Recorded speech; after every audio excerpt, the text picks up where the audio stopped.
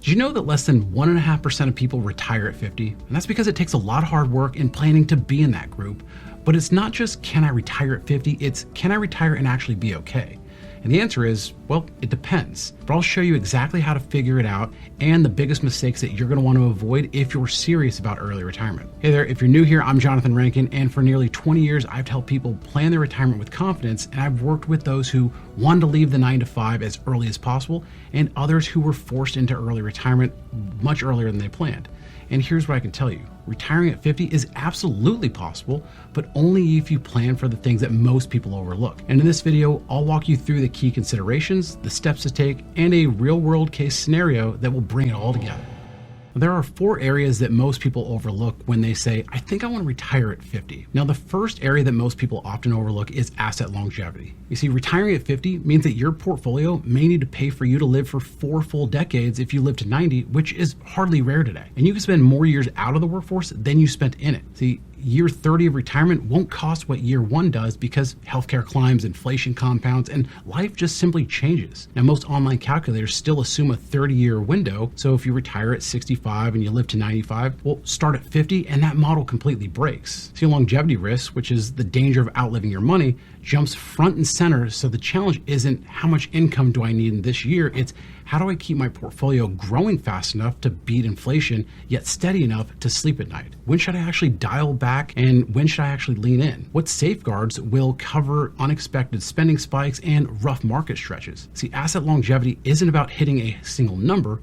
It's about building a plan that powers, protects, and adapts for the next 40 years. And that brings us to the second area that early retirees often overlook, and that's the need for growth. You see, one of the biggest mistakes that early retirees often make is going too conservative too soon.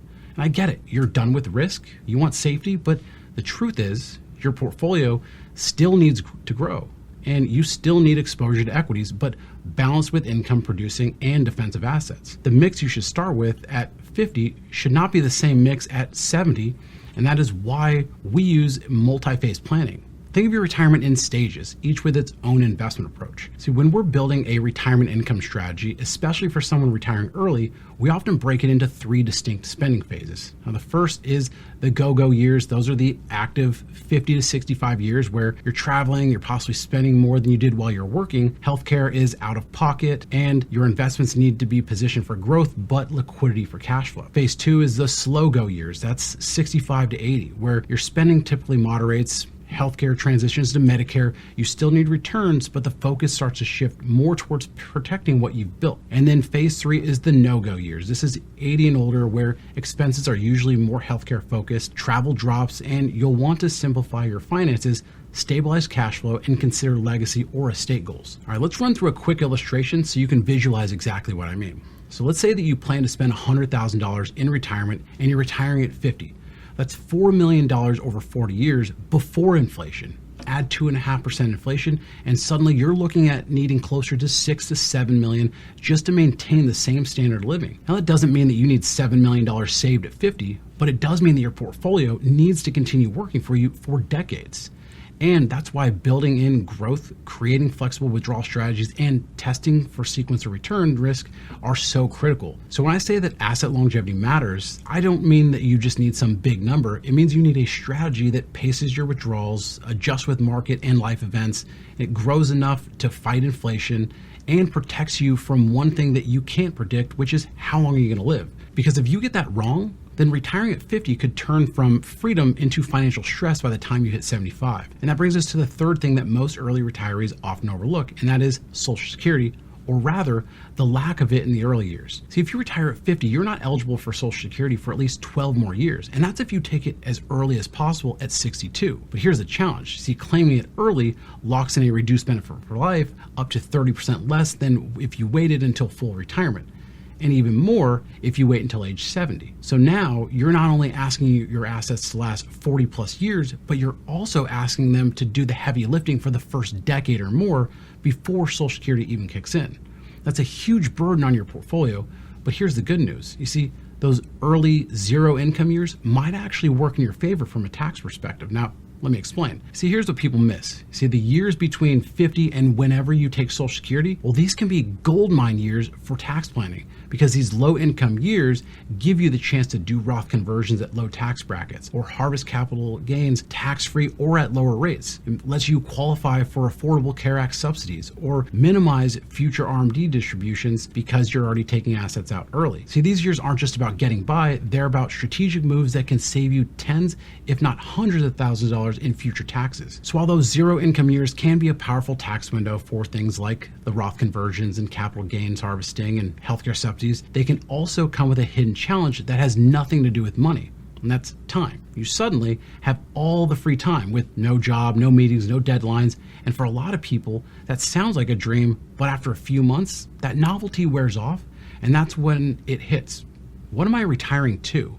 Because early retirement isn't just a financial puzzle, it's a lifestyle shift. And if you don't plan for things like purpose or connection or identity after you turn 50, well, then you might find yourself just drifting, and even if the numbers work out perfectly. So let's talk about that side of retirement that most spreadsheets ignore. And this is your social life, your mental health, your sense of purpose, because once you've thought through the emotional and structural considerations, it's time to get tactical, and here's how you can set yourself up to retire at 50 and actually make it work. So let's dive into the steps of how you can actually set yourself up to retire at 50 and make it work. You see, step one is to review your savings and asset location, because it's not just how much you've saved, it's where you've saved it. Because at 50, most of your retirement accounts are still locked behind a penalty wall until you're 59 and a half. So make sure that you have a taxable brokerage account so you can access that income penalty free, and a possible Roth IRA that you can access the contributions, or you want to make sure you have at least enough cash reserves to cover short-term needs. You could also consider a plan for 72T or SEPP if you're using an IRA or 401k money early. So your withdrawal strategy should be designed around what accounts are accessible today and which ones you want to let grow for later. Now, step two is where you want to create a two-tiered budget, because there's your lean budget, which is the essentials. That's housing, that's food, that's transportation, it's insurance. Then there's your lifestyle budget. And that's things that make retirement enjoyable. That's travel, it's hobbies, it's grandkids, it's golf. But start by identifying what your fixed expenses are, and then add variable fun expenses on top of that. You're also going to want to factor in inflation, because $70,000 today won't feel like $70,000 in 15 years. So having both budgets lets you adjust during market downturns or years when your portfolio just underperforms without disrupting your overall plan. And step three is you want to have a plan for health insurance until Medicare. Now, one of the biggest early retirement landmines is healthcare, because you won't qualify for Medicare until age 65, and that's a 15-year gap if you retire at 50. And you do have a number of options, your first one being Cobra, which you can do for 18 months, but it's extremely expensive. Then there's the Marketplace, or what's also known as the Affordable Care Act plans, where you may qualify for subsidies based on your income. And then there are health share ministries, which are lower in cost, but not traditional insurance. See, the key is to control your taxable income. The lower it is, then the more subsidy that you can qualify for, and that means that your withdrawal plan and healthcare plan have to talk to each other. That brings us to step four, which is build a tax-efficient cash flow strategy. See, retiring early takes intention and well-coordinated cash flow planning. You'll need to build a withdrawal strategy that not only funds your lifestyle, but also keeps your tax bill as low as possible. That also allows you to help qualify for ACA healthcare subsidies and gives your long-term investments time to grow untouched. Now, here's one common withdrawal order that we use with early retirees. And the first is you tap into cash and emergency reserves for the first couple of years, then tapping into taxable brokerage accounts where capital gains are often taxed at lower rates. Then you can tap into Roth IRA contributions, which can be withdrawn tax and penalty free. And then there's 401k and IRA via what's called a 72T distribution, or penalty free after 59 and a half. Then there's Social Security, which ideally you're delaying for larger lifetime benefits. And this is where early retirement shifts from a dream to a structured, sustainable plan, because it's not just about quitting your job, it's about creating a reliable, tax-smart income that will work for the long haul. So let's dive into a real-life case study. Obviously, we changed the name for privacy purposes, but this is someone who recently came to us. This is Lisa. She's 50 years old, and she's single, and after 25 years in corporate marketing, she's just burnt out. The meetings, the pressure, they were always on, and she's just done. Emotionally, she's ready for that new chapter, but financially, that was the question. See, Lisa, she's not a multimillionaire, but she's done well, and here's what she's saved so far. She's got $600,000 in a traditional 401k, $400,000 in a taxable brokerage account, $250,000 in a Roth IRA, and $150,000 in cash reserves. That's $1.4 million in total. It's not flashy, but it's solid, and she wants to live on about $70,000 a year. She wants to travel modestly, stay active, maybe even take up photography classes and volunteer part-time, which all sounds doable, right? Well, maybe, but here's where early retirement gets real. See, at first, Lisa was excited because there was no more commute, no more Slack notifications, no more Sunday night dread. The first few months were feeling like freedom. She took long road trips and renovated her guest room and signed up for Pilates. But by month 6, that's when the questions started to creep in. Am I spending too much? What happens if the market crashes in the next 3 years? Should I be taking money from my brokerage account, my Roth, or both? What if I get sick before Medicare? Am I wasting time? That's where we stepped in and we helped Lisa shift from retired to strategically retired. So here's how we made it work. So for years 1 through 10, we looked at the income gap. See, she draws from her taxable brokerage account and cash reserves, keeping her taxable income low enough to qualify for healthcare subsidies, cutting her health insurance premiums from $1,200 to under $400 per month. She does small annual Roth conversions from her 401k, staying in the 12% bracket that lowers her future RMDs and builds up more tax-free income. And then she avoids tapping her Roth IRA or 401k too early, letting them grow untouched. And then the plan is for years 11 through 17 is to shift to the retirement accounts. Once she hits 59 and a half, she starts drawing from her 401k and IRA, and by this point, she's built a tax-diversified income stream. So her Roth has grown, and she's using it sparingly for bigger expenses, things like a new car, a niece's wedding in Italy, or healthcare needs. And then after 67, this is where her delayed Social Security strategy kicks in, because she held off from claiming Social Security until 67, locking in her full benefit of around $2,800 a month. And that takes the pressure off her investments and adds longevity insurance to her plan. Lisa didn't just unplug and hope for the best. She built a plan that allowed her to leave work early and still sleep at night. She turned a 40-year financial challenge into a structured, flexible lifestyle that actually works. But here's the truth. See, Lisa's story only worked because she understood the trade-offs and she got ahead of the strategy. She didn't just ask, can I retire? She asked, what will I live on?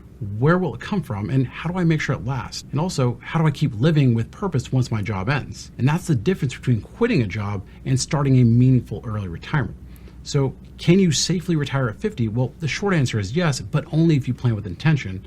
And here's what it takes. You see, you need to have a plan that accounts for asset longevity, not just a lump sum. You need to understand how to navigate a decade or more without Social Security. You need to make sure you're making the most of those zero income years for tax planning. You want to make sure that you have a strategy for healthcare, budgeting, and cash flow. And just as important, you need to make sure that you build a life that's fulfilled with purpose, structure, and connection. You see, Lisa's story shows exactly what's possible when you take early retirement serious.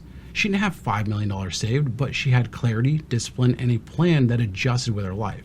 So if you're thinking about retiring early, whether that's at 50 or 55 or just ahead of schedule, then the most important thing that you can do is you can run the numbers and understand the trade-offs. And that's exactly why we built the Retirement Readiness Quiz. It's not just this generic calculator, it's a personalized review from our team that helps you see if you're on track and what you may be missing. Now you'll find the link in the description below. It's fast, it's free, and it could be the first step in making early retirement a reality. So if you're considering an early retirement, make sure you check out the video coming up next where I share 5 purchases that retirees often regret. I'll see you there.